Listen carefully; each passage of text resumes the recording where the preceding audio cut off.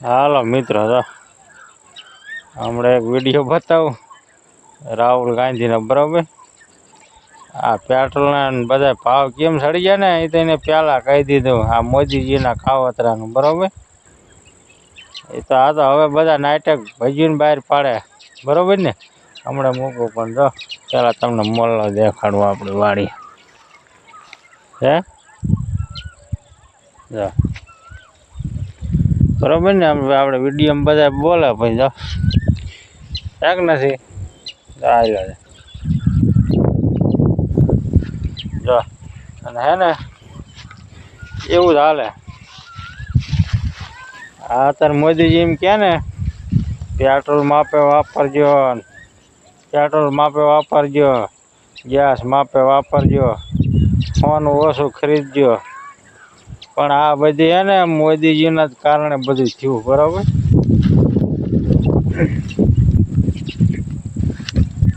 એ ખોટું છે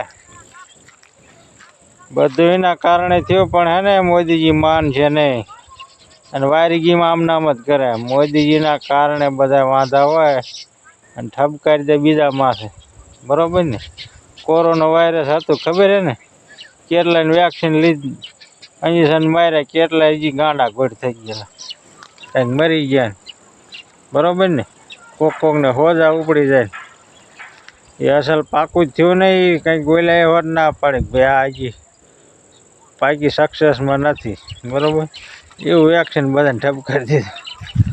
એટલે હે ને કંપની વાળા અરે હે ને મોદીજીનું કાવતરા હોય નાખે બધા પબ્લિક માથે. બરોબર ને, એ ટમના શું કાવતરા શી ખબર.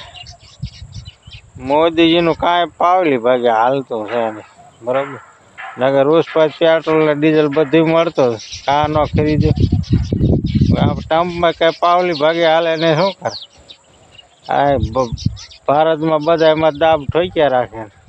ટમ્પ એને દાબ ઠોક્યા, ઓલો એકલો ઠોકે ને આયા એકલા થઈને મોદીજી એકલા થઈને બધા ઠોકે, બધાને દાબ મારે.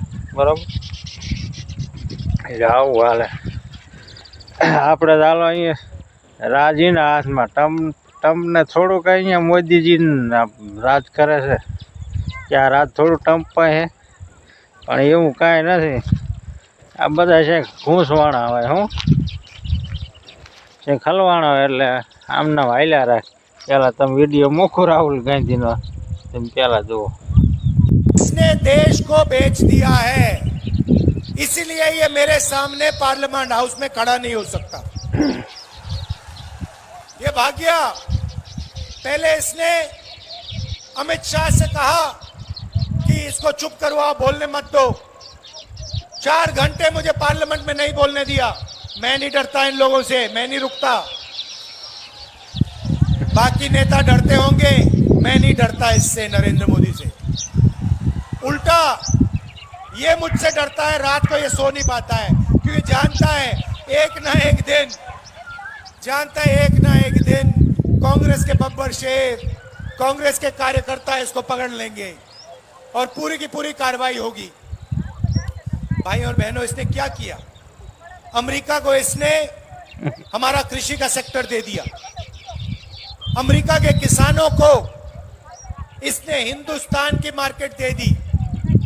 आने वाले कल में कपास, सोया, दाल, बादाम, अखरोट, फल, सारी की सारी चीज अमेरिका के किसान हिंदुस्तान में बेचेंगे और हिंदुस्तान के किसान बर्बाद हो जाएंगे. पहला काम इसने ये किया. क्या ये देशभक्ति है? नहीं, ये देशद्रोही है. हिंदुस्तान की एनर्जी सिक्योरिटी.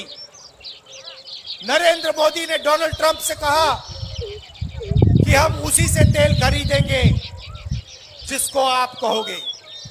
अगर आप कहोगे कि हिंदुस्तान सऊदी अरेबिया से, ईरान से, रूस से तेल ना खरीदे तो हम नहीं खरीदेंगे. भाइयों और बहनों, तीसरा काम इसने हिंदुस्तान की एनर्जी सिक्योरिटी छीन दी और अमेरिका को बेच दी.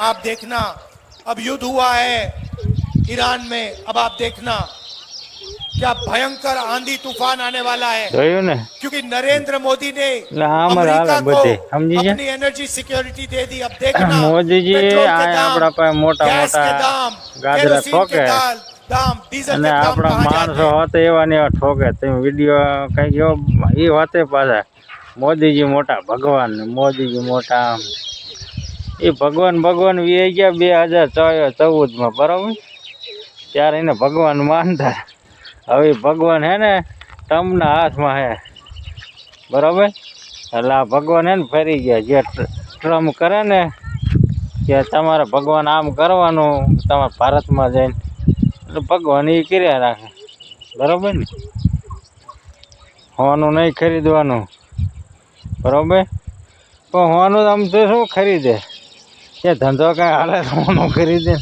ધંધો તમે જે હાલ એવું રહેવા નથી દીધું બરાબર બધા નેતા કમાય અને એ જ બધા કમાય ધંધો છે તમારા પાસે કાંઈ રહ્યું ને વિકાસના નામમાં હે ને બધી પોતરા કાઢી નહીં ગયા તમે એટલે કમાય ખાલી ખોટું કરવાવાળા જો રોડ ખાય એ કમાય કોજ્યુઅલ ખાય એ કમાય આ બધા કમાય બરાબર જેવું તેવું આમ ગાયર કરીને વ્યાજ ઉપર અને વળી 6 મહિના થાય ને એમ ક્યાંક આવું ખૂટ્યા પૈસા તો વળી ફરીને ગાયર કરી નાખે એટલે કમાય એવડે ખેડૂત ન કમાય બરાબર ખેડૂત જ કમાય તમે ઠેર અમેરિકા પાસે લેવામાં લાંબા થાવ હો વસ્તુ લેવામાં અને ભારતવાળાને ભાવ નથી દેતો કાંઈ ખેડૂત ભારતને તેમ કાંઈ નથી ભાવ દેતા બરાબર ને એટલે કોણ કમાય અમેરિકાવાળા ખાતરે તેમ આવે તો એ ફરકા ન લેતા બરાબર મેં જ્યાં મગ્યું જેમ કે અહીંયા ભલે ને કોઈને ન મળે ભાવ એ મોંઘા ભાવ ના એટલે આ બધું તમે હે ને ખોટું બોલવા સિવાય કાંઈ ધંધો જ નથી કરતા કે નહીં આ બધા કામ છે ને મોદીજીના જ છે બરાબર આ મોદીજી કેટલા જ આવા ટાઈમ રહે ત્યાં લગન જો આરામ કોઈ દી ભારત જો બેઠું થાય તો કહેવાનું ને ખેડૂતો કોઈ જ નહીં થાય બરાબર હવે માનવું હોય તો માને પબ્લિક અને ન માને તો કાંઈ નહીં જ્યાં લગન મોદીજી દાબમાં કામ કરશે ને ત્યાં લગન ભારત કોઈ દી આગળ જાય છે નહીં અને ખેડૂત કોઈ દી આગળ થાય છે નહીં આ બધા એને બીજા દેશને ટેક્સ કરશે તો પેટ્રોલ ડીઝલ સરખું નથી લઈ શકતા જાણે મફત લેવાનું હોય ને ગોળે એ બીકમાં લે ઓલે ટ્રેરિફ આપણું નાખી દે ને આટલું નાખી દે તમે તો કાંઈક નાખો તમારા પાસે કાંઈ છે જ નહીં એવું મગજ કે તમે હાનમાં કાંઈક નાખો એવું કાંઈ છે જ નહીં એ પૂરું થઈ રહ્યું બધું સારું ને મિત્રો એટલે આ બધા બીવતા કામ કરે અને ઘણા ગુજરાતમાં બધાને રહીને ખબર પડવા દે હલવાણા એ અને એમાંથી બધાને હલવાડાની નીકળતા કાંઈ આવડતું છે નહીં બરાબર તે સારું હાલો હવે મોદીજી બીજાને કાઢે કે ન કાઢે પણ મોદીજી હલવાઈ જાય એવું નીકળે